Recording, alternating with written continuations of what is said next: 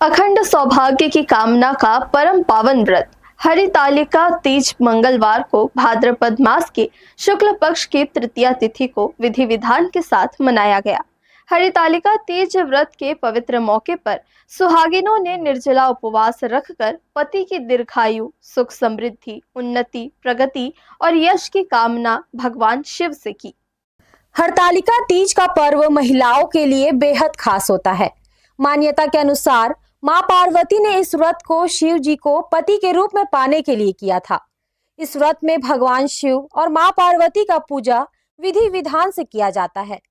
सुहागिनों ने अपने अपने घरों और मंदिरों में विधि विधान के साथ हरतालिका तीज व्रत की पूजा अर्चना कर पति के लिए लंबी उम्र की कामना की।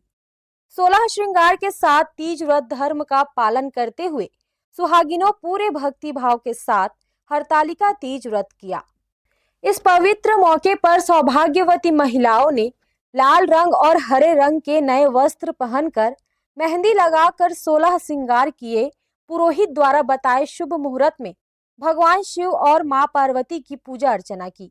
साथ ही हरतालिका तीज की कथा सुनकर पति की लंबी उम्र की कामना की।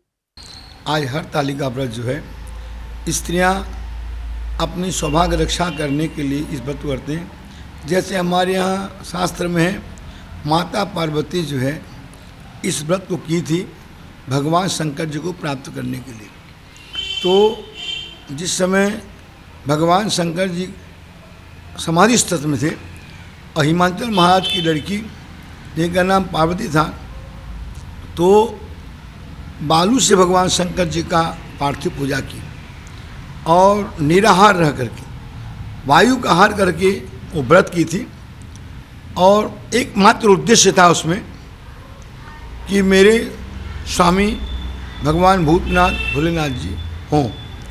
तो भगवान भोलेनाथ जी जो समाधि स्थल में तपस्या स्थल में थे, तो जिस समय पार्वती जी का तपस्या घोर तपस्या हुआ, तो ऐसा घोर तपस्या की गर्मी के महीना में चारों तरफ ईंधन लगा हुआ है और वो तपस्या की। पानी के महीना जब आया तो पानी के भीतर में रह के तपस्या की थी। जिस समय खूब जोर से ठंडी पड़ रही है, तो ठंडी की अवस्था में भी चारों तरफ जल है और तपस्या की। गर्मी के महीने में अग्नि लगा हुआ है, ऐसा घोर तपस्या की। हरतालिका तीज का व्रत निर्जला रखा जाता है।